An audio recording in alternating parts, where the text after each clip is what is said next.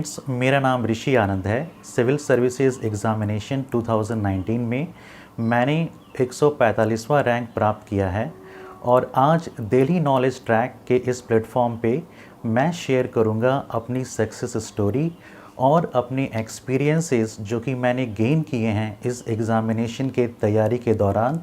और अब मैं बताऊंगा अपने उन मिस्टेक्स के बारे में जो मैंने कमिट किए, ताकि आप उन मिस्टेक्स को दोबारा ना दोहराएं। मैं बेसिकली दुमका झारखंड का रहने वाला हूं। मैंने अपना graduation electronics and communication engineering में बीआईटी सिंदरी धनबाद से किया है। सिविल सर्विसेज एग्ज़ामिनेशन में मेरा ये 5वां अटेम्प्ट था और इससे पहले के 4 अटेम्प्ट में मैं प्रीलिम्स भी क्वालिफाई नहीं कर पाया था। तो ऑब्वियसली मैंने कुछ मिस्टेक्स किए होंगे जिसके कारण मैं प्रीलिम्स क्वालिफाई नहीं कर पाया था। तो मैं आपको अपनी इस स्टोरी में उन मिस्टेक्स के बारे में बताना चाहूँगा। इसके अलावा मैं आगे बढ़ने से पहले आप लोगों को अपने फैमिली और एजुकेशनल बैकग्राउंड के बारे में बताना चाहूँगा। We are a family of 4। मेरे माता पिता और हम 2 भाई हैं। We belong to a middle class family and initially हमारी फाइनेंशियल कंडीशन बहुत अच्छी नहीं थी। तो जब हमारे पढ़ाई का समय आया तो हमारे पिता ने कहा कि हम इनका एडमिशन हमारे लोकेलिटी के पास जो सरकारी स्कूल होते हैं, फॉर एग्ज़ाम्पल बेसिक स्कूल्स, वहाँ करवा देते हैं। But it was my mother who told my father कि नहीं, मैं अपने बच्चों को इंग्लिश मीडियम स्कूल्स में ही पढ़ाऊँगी, क्योंकि सामान्य तौर पे जो एजुकेशन लेवल होता है वो इंग्लिश मीडियम स्कूल्स में थोड़ा बेटर होता है as compare to government schools. तो जो बेसिक बुनियाद थी हमारे एजुकेशन की वो मेरी माता जी ने ही रखी। और मेरी जो प्रारंभिक शिक्षा है वो बहुत ही सामान्य स्कूल्स एंड कॉलेजेस से हुई। मैंने अपना 10th मॉडल स्कूल डालमिया नगर रोहतास बिहार से किया। उसके बाद मैंने अपना क्लास 12th डीएवी जवाहर विद्या मंदिर रांची से किया।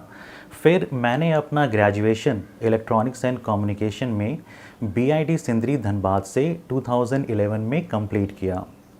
उसके बाद मैंने 3 वर्षों तक electronics corporation of India limited में जॉब किया, जो कि एक पीएसयू है under department of atomic energy. And finally in 2015 I resigned from the job, ताकि मैं सिविल सर्विसेज एग्ज़ामिनेशन के लिए एक डेडिकेटेड प्रिपरेशन कर सकूं। तो अब थोड़ा सा आगे बढ़ते हैं और इस चीज़ को डिस्कस करते हैं कि आखिर ऐसा क्या हुआ जिसने मुझे प्रेरित किया सिविल सर्विसेज को अपने कैरियर को एज ए कैरियर परस्यू करने के लिए। तो obviously I must have some motivation from some sources. मैं आप लोगों से एक चीज़ ये कहना चाहूँगा कि सिविल सर्विसेज एग्ज़ामिनेशन करना मेरा बचपन का सपना नहीं था, क्योंकि मैं एक मध्यम वर्गीय फैमिली को बिलोंग करता था, जहाँ पेरेंट्स यूजुअली अपने बच्चों को इंजीनियर्स डॉक्टर्स बनाना चाहते हैं। इस पे ज़्यादातर इंजीनियर्स बनाना चाहते हैं, क्योंकि बेसिकली उसके 2 रीजंस होते हैं। एक तो ये होता है कि इंजीनियरिंग के बाद आपके पास जॉब अपॉर्चुनिटीज़ ज़्यादा होती हैं, और अगर आप गवर्नमेंट कॉलेजेस में पढ़ते हैं तो जो फ़ीस होती है वो थोड़ी कम होती है। तो चूँकि हमारी फाइनेंशियल कंडीशन उतनी अच्छी नहीं थी, तो मेरे फादर ने मुझसे कहा था कि आपको जो भी करना है इंजीनियरिंग, स्टेट इंजीनियरिंग या फिर गवर्नमेंट इंजीनियरिंग कॉलेजेस में ही एडमिशन लेके करना है। He can't afford for private educational institutions. So finally मेरा सिलेक्शन आईआईटी में तो हुआ नहीं, एनआईटी में भी नहीं हुआ। मेरा selection state engineering college BIT Sindri में हुआ। तो उसके बाद जब हम कॉलेज में जाते हैं तो हमारा जो मेन फोकस होता है वो होता है कैंपस प्लेसमेंट पे, और ज़्यादातर दूर वाली चीज़ों पर हम ज़्यादा फोकस नहीं कर पाते हैं। For example like pursuing career for civil services, ये कभी मैंने कॉलेज में कभी सोचा ही नहीं इसकी तैयारी के लिए। फिर 2011 में मेरा कैंपस प्लेसमेंट भी हो गया था, बट इन्फोसिस में मेरा कैंपस प्लेसमेंट हुआ था। And the thing was that कि मुझे कॉर्पोरेट सेक्टर उतना अच्छा नहीं लगा। आई was not made for this corporate sector. तो मैंने सोचा कि अब पब्लिक सेक्टर के लिए परस्यू करना चाहिए। तो फाइनली मेरा selection electronics corporation of India limited में हुआ। और यहाँ ईसीआईएल में काम करते वक्त जो मोटिवेशन मुझे मिला, जिससे मैं काफ़ी ज़्यादा प्रभावित हुआ सिविल सर्विसेज को एज ए कैरियर परस्यू करने के लिए। जब मैं electronics corporation of India limited में जॉब कर रहा था, तो वहाँ पे मुझे दिल्ली पुलिस टीम के साथ और इलेक्शन कमीशन ऑफ इंडिया के टीम के साथ काम करने का मौका मिला। चूँकि ECIL EVM बनाती है, तो इलेक्शंस के दौरान एज ए टेक्निकल एक्सपर्ट्स हम लोगों को EVM इलेक्शंस में भेजा जाता था, ताकि हम EVM की जो भी टेक्निकल चीज़ें हैं उनकी देख रेख कर सकें। तो वहाँ पर मैंने जो SDMs होते हैं, जो डिस्ट्रिक्ट मजिस्ट्रेट्स होते हैं, यानी कि जो डिस्ट्रिक्ट इलेक्शन ऑफिसर्स होते हैं, उनसे इंटरेक्ट करने का मौका मिला। और मैंने इस चीज़ को महसूस किया कि जो सिविल सर्विसेज है, इसका जो एम्बिट है वो बहुत बड़ा है और ये एक wide range of public services में अपने आप को इन्वॉल्व रखता है, like education, health, agriculture, this maintenance of law and order, revenue. तो इससे मैं काफ़ी ज़्यादा प्रभावित हुआ। फिर मैंने ये डिसाइड किया कि मैं भी इस सिस्टम का एक हिस्सा बनना चाहता हूँ, ताकि मैं भी पब्लिक सर्विसेज को लोगों तक पहुँचा सकूँ। तो सिविल सर्विसेज को परस्यू करने का जो मोटिवेशन था वो मुझे ECIL में काम करते वक्त ही मिला। और फिर 2014 में मेरे छोटे भाई श्री रवि आनंद, जो कि अभी एक IAS ऑफिसर हैं, उनसे भी मिला। उसने मुझे प्रेरित किया कि मुझे इस एग्ज़ामिनेशन को परस्यू करना चाहिए। तो ये थी वो बातें जिसने मुझे एग्ज़ामिनेशन को एज ए कैरियर परस्यू करने के लिए प्रेरित किया। सिविल सर्विसेज 2019 में मेरा ये 5वां अटैम्प्ट था और इससे पहले के 4 अटैम्प्ट्स में मैं प्री भी क्वालिफाई नहीं कर पाया था। तो मैं अब डिस्कस करूँगा आप लोगों से अपने उन मिस्टेक्स के बारे में जिसके कारण मैं प्री क्वालिफाई नहीं कर पाया था। मैंने अपना पहला अटेम्प्ट 2015 में दिया था, जिस वर्ष मैंने अपनी नौकरी छोड़ी थी। तैयारी उतनी अच्छी थी नहीं, तो एक्सपेक्टेशन उतनी ज़्यादा थी नहीं 2015 के प्री में। सो फाइनली मेरा सिलेक्शन नहीं हुआ। उसके बाद मैंने अपना दूसरा अटेम्प्ट 2016 में दिया। 2016 में जब मैं अपना अटेम्प्ट दे रहा था, तो मेरे दिमाग में एक चीज़ थी कि मुझे जो सिलेबस है सिविल सर्विसेज का, उसे जल्द से जल्द कंप्लीट करना है। तो तैयारी के दौरान मैं बहुत सारे सोर्सेज को रेफ़र कर रहा था। जो भी नई नई चीज़ें मुझे मिल रही थी, मैं उनको पढ़ता जा रहा था। फिर मैंने टेस्ट भी दिए थे, और यूजुअली जैसा हम करते हैं, हम टेस्ट सीरीज़ ज्वाइन करते ही हैं अपने तैयारी के दौरान। तो मैंने भी टेस्ट सीरीज़ ज्वाइन किया था, मैंने भी कुछ टेस्ट दिए थे। और इसी दौरान मैंने सोशियोलॉजी ऑप्शनल की कोचिंग महापात्रा सर के पास वाजीराम में किया था। उसके बाद मैंने M पुरी सर के पास पॉलिटी एंड गवर्नेंस की भी कोचिंग ली थी। फाइनली ये सब चीज़ें होने के बावजूद मैंने अपना दूसरा अटेम्प्ट दिया और again I failed in that attempt. तो द थिंग इज़ दैट कि आखिर क्या कमी रह गई, क्या मिस्टेक्स मैंने किए। तो जैसा मैंने आपको बताया कि मैंने जॉब छोड़ा था, तो एक नेचुरल टेंडेंसी थी कि मुझे जॉब जल्द से जल्द लेना है। तो मैं सिलेबस को कंप्लीट करने के होड़ में था। मैं इन डेप्थ स्टडी नहीं कर रहा था और मैं a wide variety and a wide number of sources को कंसल्ट कर रहा था। तो ये बहुत बड़ी मिस्टेक थी ऑन माय बिहाफ। मैं ये कहना चाहूँगा, आप स्टैंडर्ड बुक्स को फॉलो करें, अपने सोर्सेज को लिमिटेड रखें और उनको मल्टीपल टाइम्स रिवाइज़ करें। यह बहुत ही ज़्यादा ज़रूरी है आपके एग्ज़ामिनेशन को क्लियर करने के लिए। सेकेंड थिंग कि मैंने टेस्ट भी दिए थे, बट द पॉइंट इज़ कि जब आप इनिशियली तैयारी करते हैं तो एक इनर्शिया आपके अंदर होता है कि टेस्ट देंगे, प्रिपरेशन अभी अच्छी नहीं है, कुछ समय के बाद टेस्ट देंगे। फिर बहुत बार क्या होता है कि हम टेस्ट देते भी नहीं हैं। तो मैं ये आप लोगों से ये करना चाहूँगा कि इस इनर्शिया को हटाएं, क्योंकि टेस्ट जब आप देते हैं तो आप जो भी पढ़ते हैं उन चीज़ों को रिकॉल करते हैं, and the same thing helps you during the examination. तो आप जो भी पढ़ रहे हैं आप उसको मल्टीपल टाइम्स रिवाइज़ कीजिए, अपनी सोर्सेज को लिमिटेड रखिए और टेस्ट दीजिए। उसके बाद फिर जब मैं अब जब मैंने अपना तीसरा अटेम्प्ट दिया 2017 में, तो ऑब्वियसली मैंने 2016 का जो अटेम्प्ट था, दूसरा अटेम्प्ट था, उसमें जो टेस्ट मैंने दिए थे वो काफ़ी कम दिए थे। तो मेरा ऑब्जेक्टिव ये था अपने थर्ड अटेम्प्ट में कि मैं अपने नंबर ऑफ़ टेस्ट को बढ़ाऊँ। तो वो मैंने किया भी। मैंने ऑलमोस्ट 30 टू 35 टेस्ट दिए होंगे। तो अल्टीमेटली चीज़ें ये थी कि मैं टेस्ट लगातार देता जा रहा था, मार्क्स भी अच्छे आ रहे थे। सो आई वॉज क्वाइट पॉजिटिव कि इस वर्ष मेरा एग्ज़ामिनेशन में हो जाएगा। But again I failed in my third attempt prelims. तो अब गलती कहाँ हो गई? तो देखिए, जब भी हम टेस्ट देते हैं तो सिर्फ नंबर ऑफ़ टेस्ट मायने नहीं रखता है। टेस्ट देने के बाद उनके जो मॉडल आंसर्स होते हैं उनको हमें पढ़ना चाहिए, क्योंकि टेस्ट का एनालिसिस करना एक मेजर कंपोनेंट होता है तैयारी का। तो मैं क्या कर रहा था, मैंने अपने जो इनिशियल ऑलमोस्ट 10 टू 15 टेस्ट थे, मैंने उनको दिया और उनको एनालाइज भी किया और मार्क्स फिर अच्छे आ रहे थे। तो मैंने फिर बाद में एनालिसिस करना छोड़ दिया, ठीक है। And it was like a burden for me. मुझे ऐसा महसूस हो रहा था कि टेस्ट क्यों एनालाइज करना है, if I am getting good marks then it's okay. पर ऐसी बात नहीं है। मैं आप लोगों को ये बताना चाहूँगा, जब भी हम टेस्ट को एनालिसिस करते हैं तो हमें, जब भी हम किसी क्वेश्चन को आंसर करते हैं तो एक हमारा पर्सपेक्टिव होता है, और हम जब मॉडल आंसर्स पढ़ते हैं तो हमें डिफरेंट पर्सपेक्टिव्स के बारे में भी जानने का मौका मिलता है, जो कि आपको एग्ज़ामिनेशन में काफ़ी मदद करेगी। दूसरी चीज़ ये कि जब आप सपोज़ 80 क्वेश्चंस अटेम्प्ट करते हैं, जैसा मैं यूजुअली किया करता था टेस्ट पेपर्स में, और उसमें से अगर 55 करेक्ट होते थे, 25 करेक्ट नहीं होते थे, तो मुझे मार्क्स ऑलमोस्ट अच्छे ही आ जाते थे। तो मुझे लगता था कि अब टेस्ट का एनालिसिस क्यों करना है।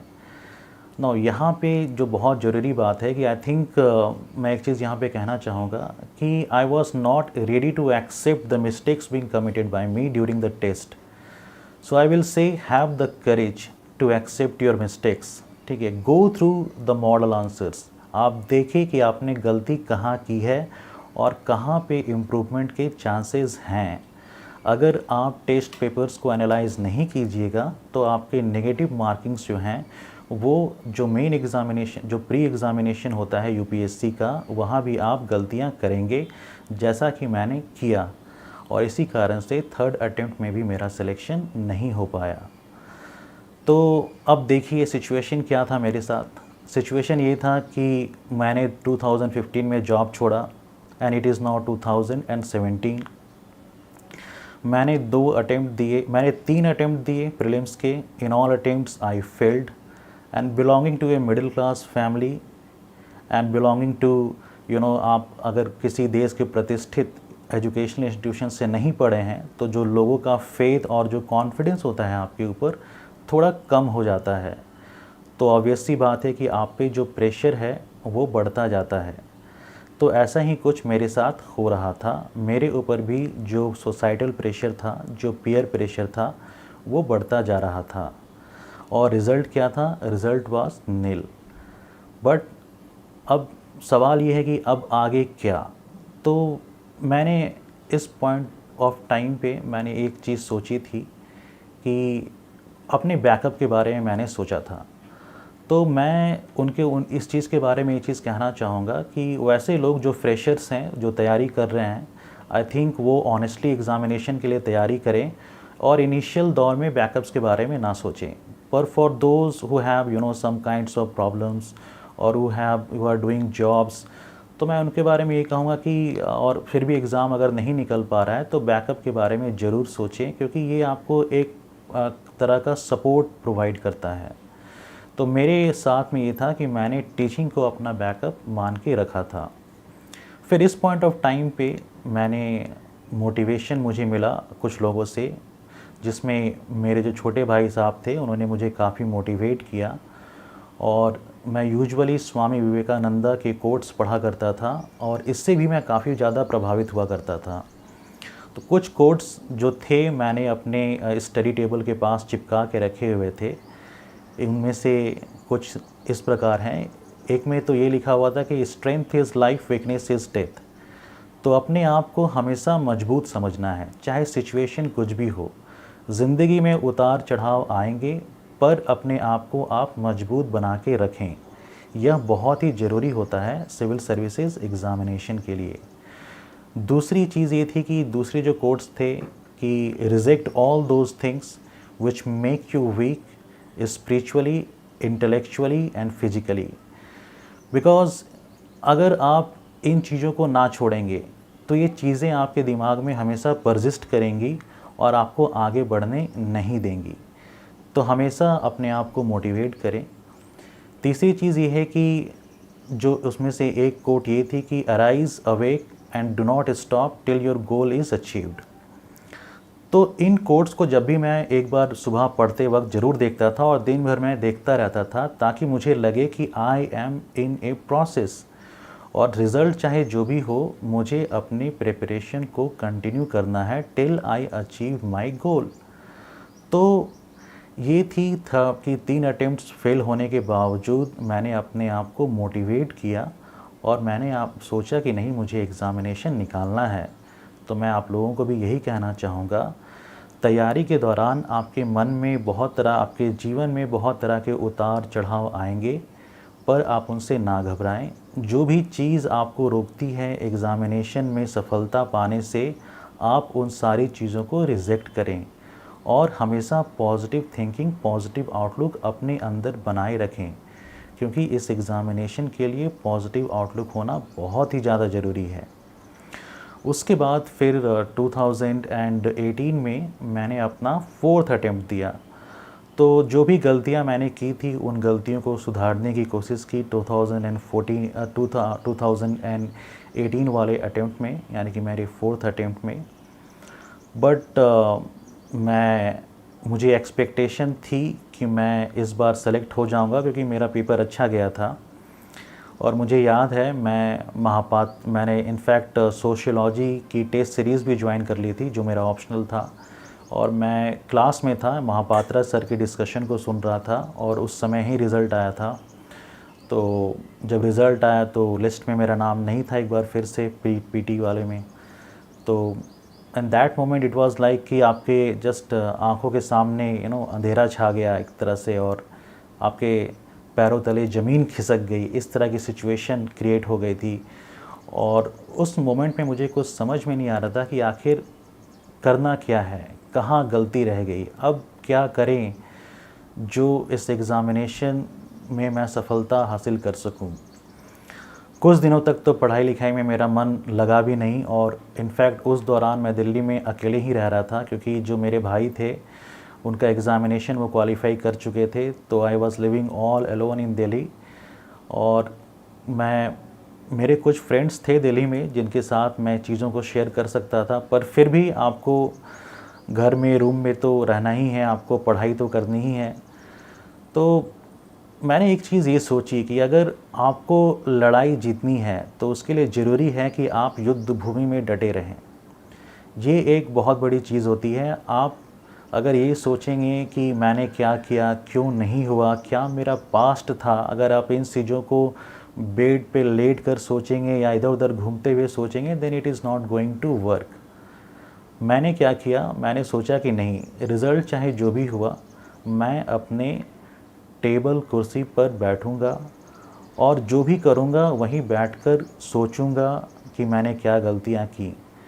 तो जब भी आप अपने टेबल को चेयर के पास जाते हैं, वहां बैठ के चीज़ों को सोचते हैं, तो ऑब्वियस सी बात है कि आप कितना सोचेंगे एक ही चीज़ के ऊपर। अल्टीमेटली आप किताब उठाएंगे ही और अपनी पढ़ाई स्टार्ट कर देंगे।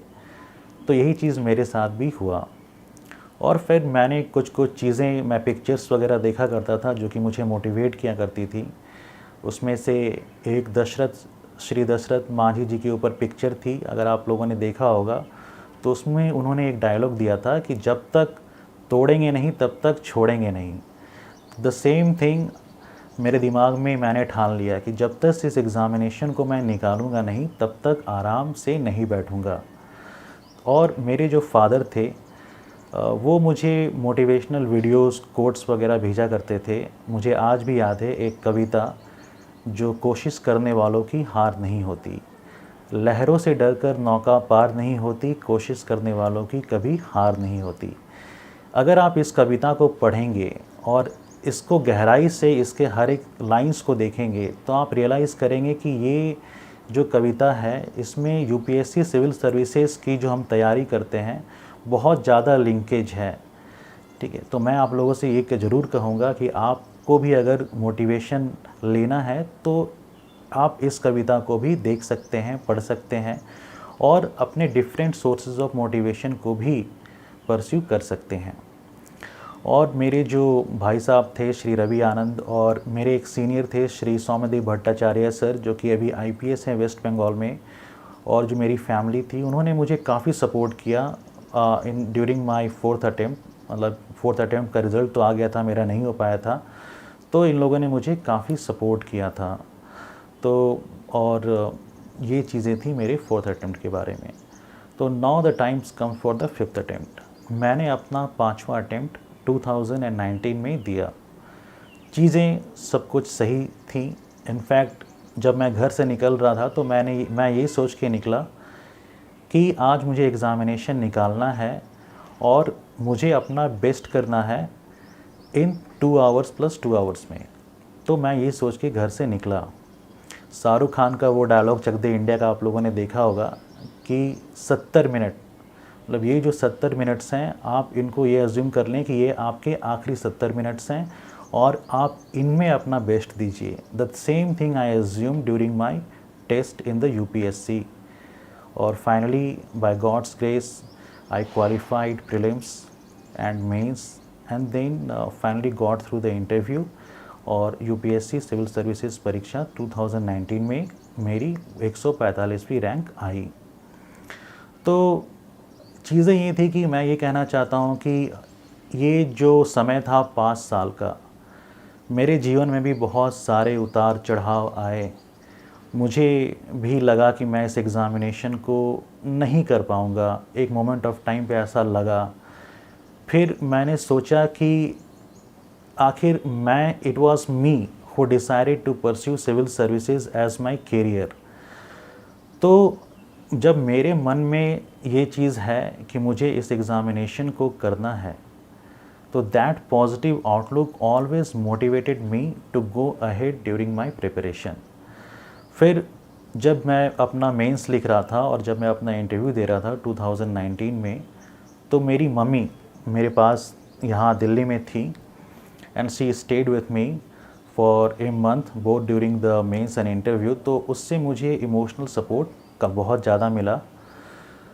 तो अल्टीमेटली इन सब चीज़ों का रिज़ल्ट अच्छा रहा 2019 की परीक्षा में। तो दोस्तों फाइनली अब मैं बताना चाहूँगा कि मैंने अपने इन 5 वर्षों की तैयारी में क्या सीखा। आई होप कि ये चीज़ें आप लोगों को भी मदद करेंगी।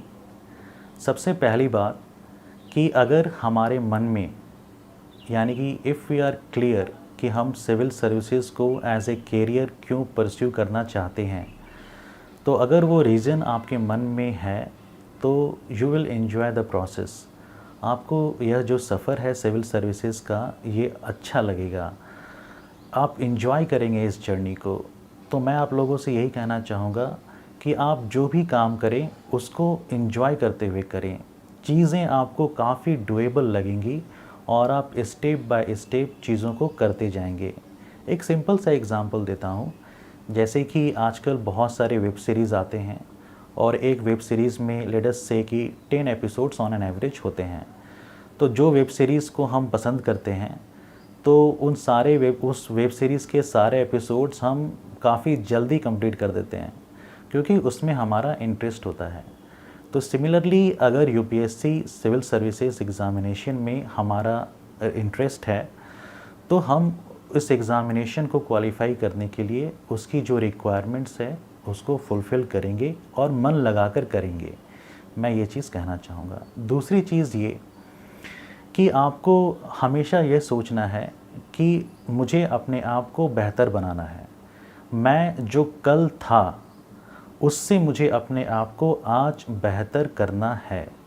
ठीक है, so always try to improve yourself. और हमेशा एक चीज़ ध्यान में रखें कि हर एक लोगों की कहानी अलग अलग होती है, ठीक है। अलग अलग लोगों बैकग्राउंड से लोग आते हैं, एग्ज़ामिनेशन की तैयारी करते हैं। तो you don't compare your self with others, ठीक है। You just compare your self with your self. खुद की तुलना खुद से करें और अपने आप को इम्प्रूव करने की कोशिश करें। ये चीज़ें आपको लाइफ में भी काफ़ी ज़्यादा मदद करेंगी। तीसरी चीज़ ये कि जब हम तैयारी करते हैं तो बहुत सारे मिस्टेक्स करते जाते हैं, पर हम उन मिस्टेक्स को एक्सेप्ट नहीं करते हैं। तो होता क्या है इन रिज़ल्ट कि हम अपने गोल से काफ़ी ज़्यादा डाइवर्ज हो जाते हैं। तो मैं आप लोगों से ये कहना चाहूँगा कि आप जब एग्ज़ामिनेशन की तैयारी कर रहे हैं, जब आप बुक्स पढ़ रहे हैं, जब आप टेस्ट दे रहे हैं, तो उनको एनालाइज़ ज़रूर कीजिए, अपने मिस्टेक्स को सुधारने की कोशिश कीजिए। क्योंकि आप जब अपने मिस्टेक्स को सुधार लेते हैं और दूसरों को मौका नहीं देते हैं, then you are on the front line to clear this examination. और हमेशा इस चीज़ का ध्यान रखें कि this is a competitive examination, ठीक है। यहाँ पर आपको दूसरों से बेहतर करना है, तो उस हिसाब से आपको तैयारी करनी पड़ेगी। उसके बाद सिविल सर्विसेज का जो सिलेबस होता है वो थोड़ा सा वास्ट होता है, तो almost it takes 10 to 14 months to cover the entire syllabus holistically. तो मैं ये कहना चाहूँगा कि आप हार्ड वर्क ज़रूर करें, but with A proper guidance, ठीक है। गाइडेंस थोड़ी ज़रूरी हो जाती है, क्योंकि हमें पता रहना चाहिए कि क्या पढ़ना है क्या नहीं पढ़ना है। इसके लिए आप यूपीएससी के जो प्रीवियस ईयर्स के क्वेश्चन पेपर्स हैं उनको ज़रूर देखें।